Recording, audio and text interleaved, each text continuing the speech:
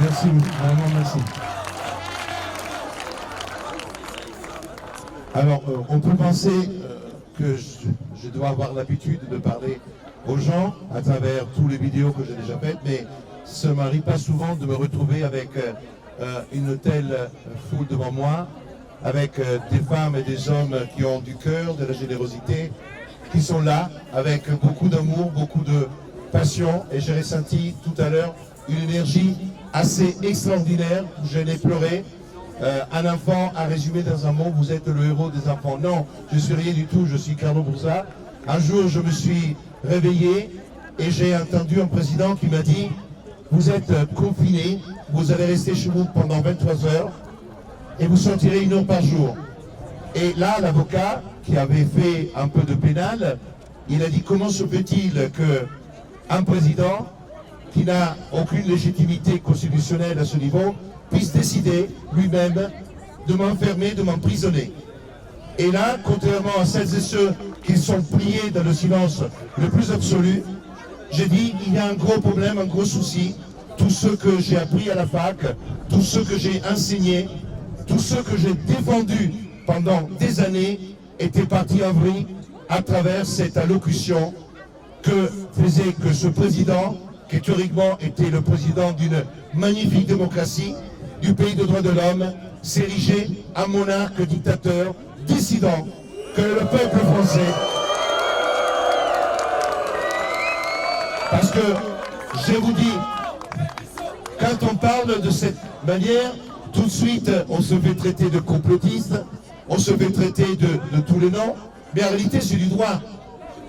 Je suis parti du droit pour faire comprendre que l'illégalité était manifeste depuis le premier jour.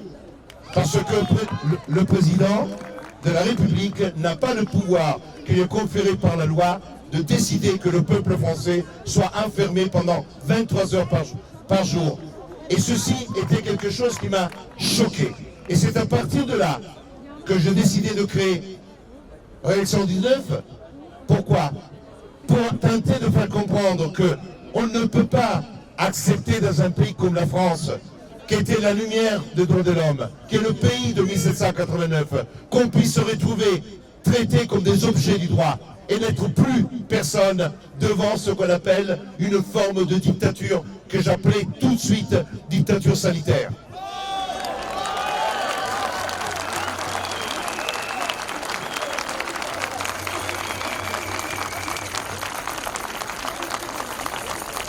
Et cette dictature sanitaire, j'ai commencé à la dénoncer dès le mois d'avril. Quand je suis allé sur des plateaux, j'étais invité, on m'a banni ensuite, parce qu'effectivement, j'avais osé parler de dictature, j'ai osé parler de fascisme. J'ai dit qu'il y avait des choses qui étaient totalement inacceptables dans un pays qu'on appelle démocratique. Mais le problème n'était pas simplement un problème de la France. Le même problème, nous l'avons rencontré dans tous les pays européens. Nous l'avons rencontré en Espagne, nous le rencontrons dans tous les autres pays. Pourquoi? Parce qu'aujourd'hui, il ne s'agit plus d'un problème franco-français. Aujourd'hui, nous sommes les victimes de ce qui était la trahison du peuple français lors du traité de Lisbonne. Parce que le traité de Lisbonne,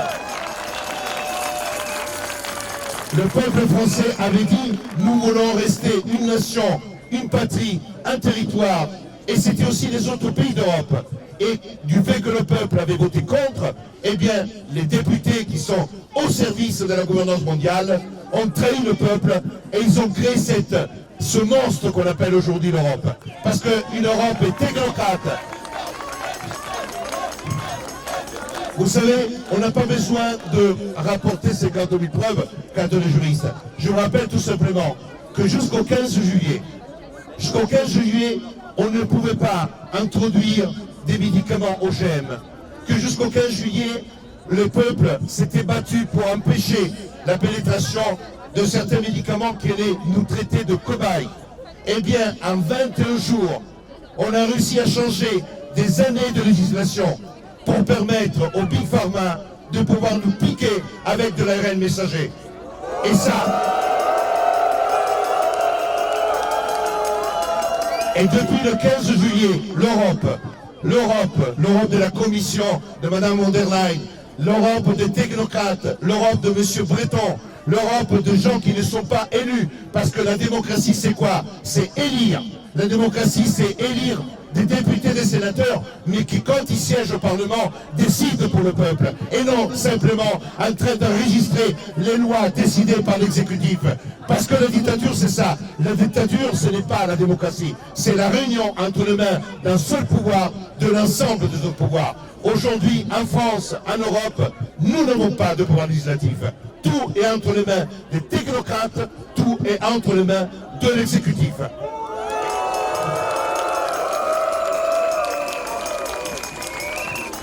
Vous savez, quand tout le monde me dit « nous avons des magnifiques textes », mais pour qu'on puisse faire du droit, il faut encore avoir la possibilité de le réaliser, le droit.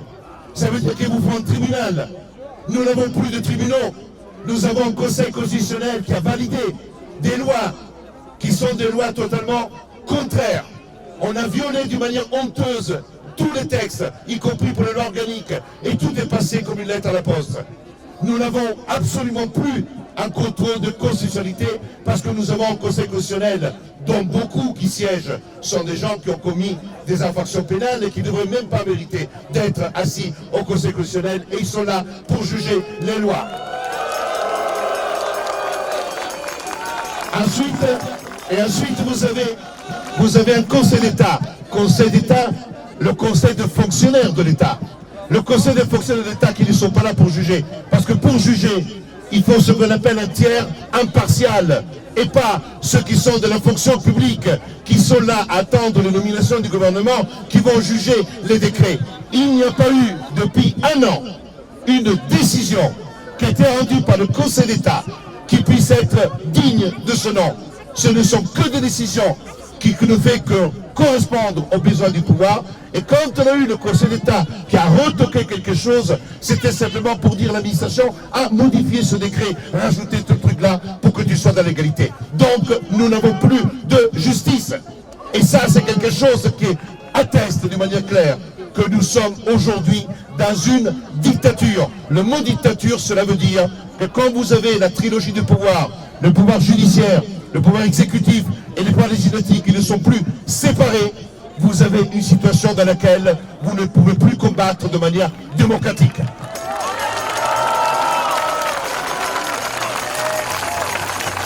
Souris un peu, t'es énervé là.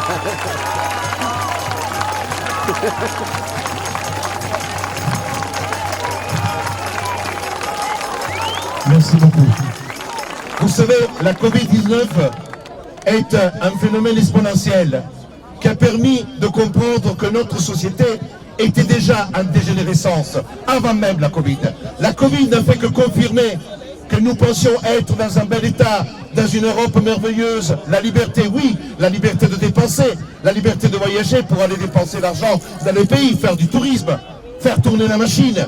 Et d'ailleurs, la démonstration qu'en matière de Covid, ne vous amusez plus, n'allez plus au théâtre, n'allez pas skier. Par contre, allez au boulot, allez produire, parce que là, la Covid, elle ne s'intéresse pas à nous. Prenez les transports en commun. Parce que quand vous êtes dans le tassé dans le métro, quand vous êtes dans les entreprises, quand vous êtes dans les cafétérias, etc., là, la Covid ne se prononce pas. Par contre, dès que vous allez au théâtre, dès que vous allez au cinéma, dès que vous voulez un peu de loisirs, alors là, vous avez la Covid qui est présente, elle nous attaque. Et à 18h, oui, liberté. Et à 18h, elle est encore plus forte. À 18h.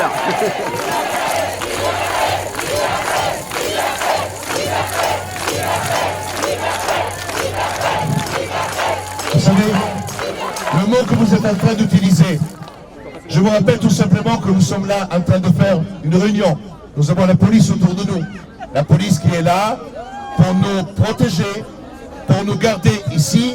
C'est la police aussi qui est celle qui va nous mettre, le cas échéant, des amendes. C'est celle qui va être là, comme on dit, le pouvoir, la force, pouvoir s'exercer sur nous.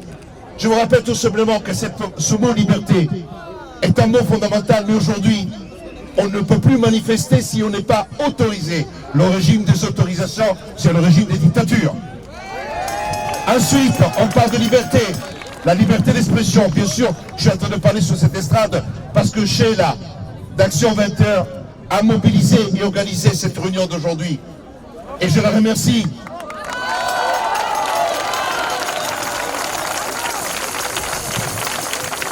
Et quand on parle de liberté, on parle de liberté d'expression.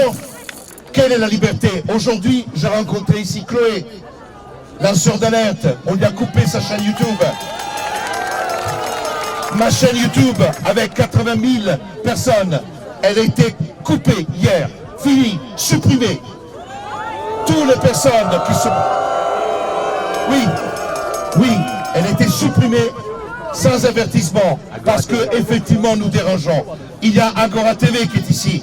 Ils ont subi des fermetures, des arrêts, mais ils sont là. C'est le dernier bastion sur Internet que nous avons. Sinon, tous les autres lanceurs d'alerte ont trouvé leur chaîne. Donc, quand on parle des réseaux sociaux, de la liberté, dès que vous utilisez le mot vaccin, dès que vous utilisez le mot masque, vous êtes tout de suite à l'encontre des règles, parce que si vous dites quelque chose qui va à l'encontre de la pensée unique, vous êtes censuré. Et la censure n'est pas simplement Facebook ou YouTube. Vous savez que il y a dans les médias l'interdiction de nous inviter sur le plateau. Interdiction de donner la parole. Ce sont des notes qui sont faites.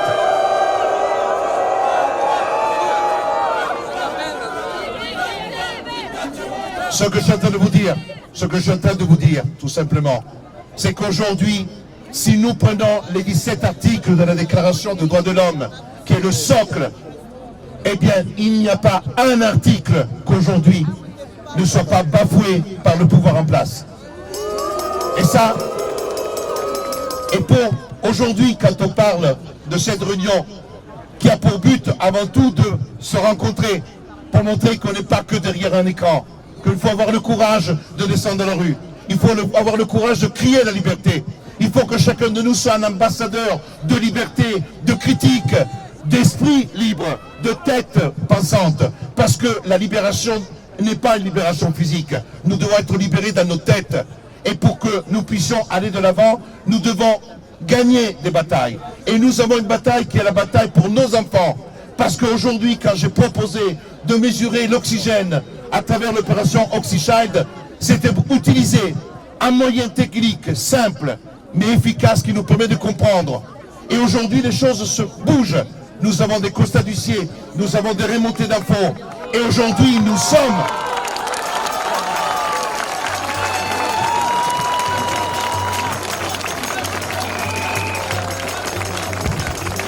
Cette bataille a commencé il y a un mois exactement. Et vous savez, on ne gagne pas avec le pouvoir en place qui a toute la machine de guerre à ses pieds. Le Conseil de l'ordre, la plupart des médecins. Vous savez qu'avoir des médecins qui vous attestent quelque chose, ils disent oui, je vais vous le faire, maître. Je suis adhérent de RAC 119, mais je ne veux pas que mon nom apparaisse. Parce qu'aujourd'hui, on est dans un régime de terreur. Et vous savez que trouver des médecins, et c'est pour ça que j'admire aussi Martine Monner, avec Laissons les médecins prescrire, avec Saint-Élie. Pourquoi? Parce que là, on a un bastion aussi. Mais nous sommes des bastions. Vous êtes un bastion. Et nous devons continuer. Pour OxyChild, n'ayez crainte. Il y a eu 2 articles, 20 minutes, comme toujours, qui crachent son venin. Je m'en fous, parce que la réalité est une seule et certaine, que nos enfants sont en hypoxie. Nos enfants sont en hypoxie quand ils portent le masque une journée entière. Et cette hypoxie, dans le temps, est quelque chose de dramatique. C'est de la littérature que vous trouvez de partout. Je n'ai pas besoin d'un médecin qui atteste, parce que l'hypoxie détruit les connexions neuroniques de nos enfants. L'hypoxie travaille et détruit ce qu'on appelle le métabolisme basal, parce que ce n'est pas une journée, là ça fait maintenant des jours et des jours que nos enfants ne sont pas oxygénés convenablement à l'école. Et ça maintenant c'est un point fondamental dont M. Véran, le président de la République et le Premier ministre et le gouvernement devront en assumer la responsabilité, parce qu'à partir de la semaine prochaine, les directeurs d'école qui ont la responsabilité de la santé seront cités pénalement devant les tribunaux correctionnels.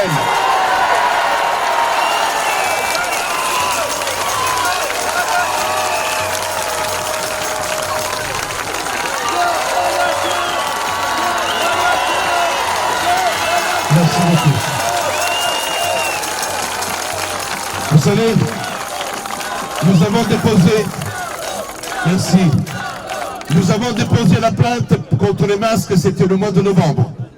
On m'a craché à la figure, on m'a dit ta plainte, ça reste... Non, notre plainte n'est pas instruite, mais elle est transformée en plainte avec constitution de partie civile.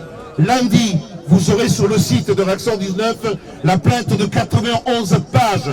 Et c'est cette plainte-là qui a été utilisée par beaucoup de parents pour dire regardez ce que vous êtes en train de faire. Regardez la tromperie dans laquelle aujourd'hui nous sommes. Parce que vous ne trouverez pas une déclaration qui puisse dire, scientifiquement parlant, que le masque protège nos enfants du virus. C'est de la connerie monumentale, c'est de la tromperie juridique.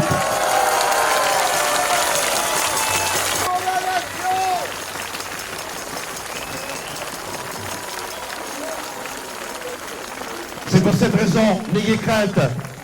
Prenez un oxymètre, parce que l'oxymètre pour 20 minutes ne marche pas. Il a effectivement un 2% d'erreur. Alors, quand effectivement l'oxymètre mesure le matin 98% d'oxygénation, c'est parfait.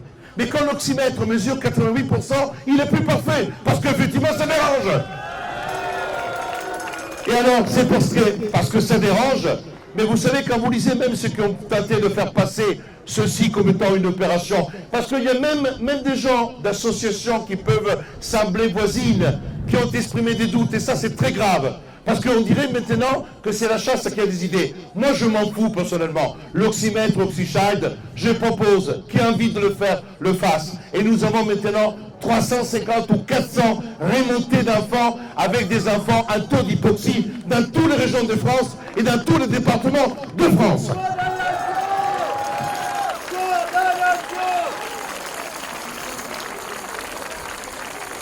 J'avais dit, et je ne laisserai pas encore très long, sur 2 points. La guerre, et notre guerre se gagnera sur 2 points. Se gagnera sur les masques et sur les vaccins. Je vous rappelle, tout le reste, ce sont des conneries. Pourquoi? Parce que je vous rappelle tout simplement que si vous enlevez le masque, il n'y a plus de virus.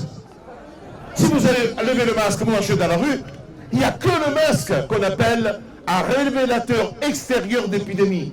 Sans le masque, il n'y a plus d'épidémie. Donc ça veut dire quoi? Ça veut dire que le masque, symboliquement parlant, représente tout ce que le pouvoir et la gouvernance mondiale souhaitent. Que les peuples soient bâillonnés, que nous ne puissions plus parler, que nous ne puissions plus nous rencontrer, qu'on puisse plus... J'ai embrassé toutes les femmes, y compris les hommes qui ont envie de m'embrasser. Et je préfère avoir la Covid dans un pays de liberté que ne pas avoir la Covid dans une dictature.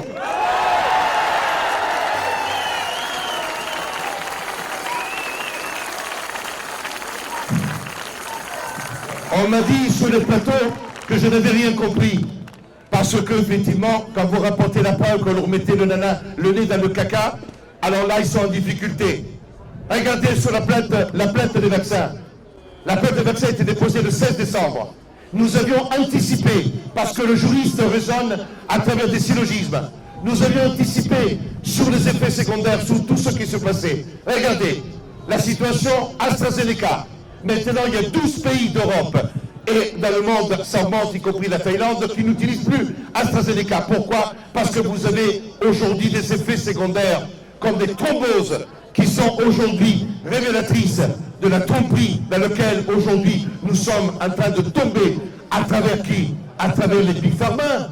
Parce que les Big Pharma, je vous le rappelle tout simplement, celles et ceux qu'aujourd'hui nous vantent le bonheur et nous vendent le bonheur avec l'argent du contribuable qui est le nôtre. Ce sont des trompeurs. Pfizer Biotech, condamné à 2 milliards 300 millions de dollars pour tromperie en 2009. AstraZeneca, condamné à 680 millions de dollars. Ce sont des condamnations faites sous forme de transactions pénales. Pour tromperie aussi, et c'était pour le fameux médicament qui devait soigner l'Alzheimer. Alors vous savez, si on regarde un peu l'histoire, celui qui t'a trahi une fois, te trahira 2 fois. D'accord? Alors, pour quelle raison moi je dois faire confiance à celles et ceux qui ont déjà trompé l'humanité? Pourquoi je dois faire confiance à l'Agence européenne du médicament, Agence européenne du médicament qui a approuvé le remdesivir? Pour quelle raison aujourd'hui l'Agence européenne du médicament serait-elle merveilleuse pour nous donner la bénédiction à travers ces magnifiques poisons qu'ils sont en train de nous injecter? L'OMS d'abord a approuvé le remdesivir. Il a même enchanté parce qu'il fallait combattre l'hydroxychloroquine et la citromycine. D'accord? L'OMS a participé à la tromperie. L'OMS est visé dans notre plainte. Et l'OMS, maintenant, depuis le 30 octobre, dit remdesivir, il ne faut plus l'utiliser. Et ces gens-là, ce sont les gens qui pensent à nous. Non, ces gens-là, ce sont des gens qui pensent à leur pognon. Alors, vous savez, c'est pas du complotisme. Le juriste doit raisonner en termes de règles. Et quand vous vous présentez devant un tribunal, que vous avez déjà commis une infraction pénale et que vous ne commettez une nouvelle, il s'appelle parfois la récidive. Et vous êtes sanctionné plus gravement. Pour quelle raison les big pharma qui nous ont trompés, pour quelle raison les organisations? Parce que, excusez-moi, Monsieur Véran, qui va tous les jours avec sa gueule enfarinée à nous faire des conférences de presse pour nous rassurer, et qu'il vit dans l'espoir, c'est quand même celui qui nous a dit calmement dans la gueule que les masques étaient inutiles. Et aujourd'hui, on doit le croire. Et aujourd'hui, on doit faire confiance à ces gens-là qui nous ont trompés parce que tout a été fait comme ça. Les masques n'étaient pas utiles, les tests n'étaient pas utiles, et après les tests deviennent indispensables. Aujourd'hui, on arrive au point que peut-être pour être utile de savoir si j'ai la Covid ou pas, eh bien, on a fait le décret pour interdire l'autotest. Vous allez en Allemagne, vous allez chez Aldi, vous l'achetez. En France, vous ne pouvez pas vous tester chez vous. Pourquoi? Parce qu'il faut aller grossir les industries pharmaceutiques avec les tests PCR et les tests antigéniques.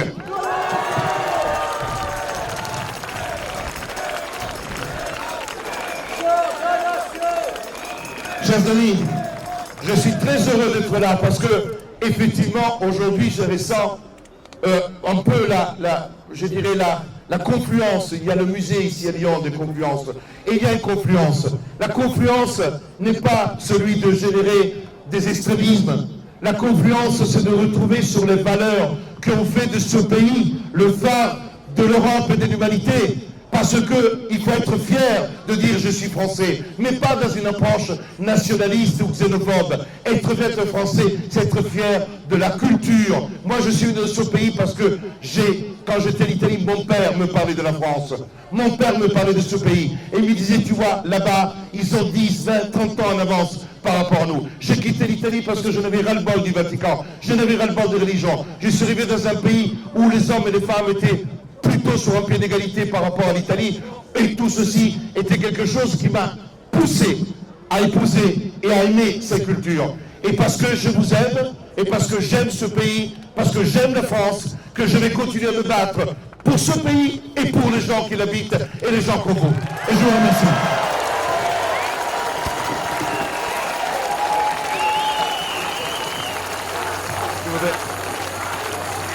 Merci beaucoup.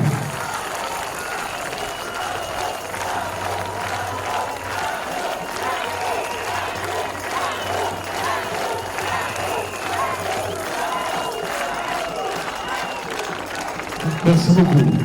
Je voudrais terminer sur une chose, vous m'avez ému, je suis ému parce que je n'ai pas l'habitude de ça, derrière l'écran.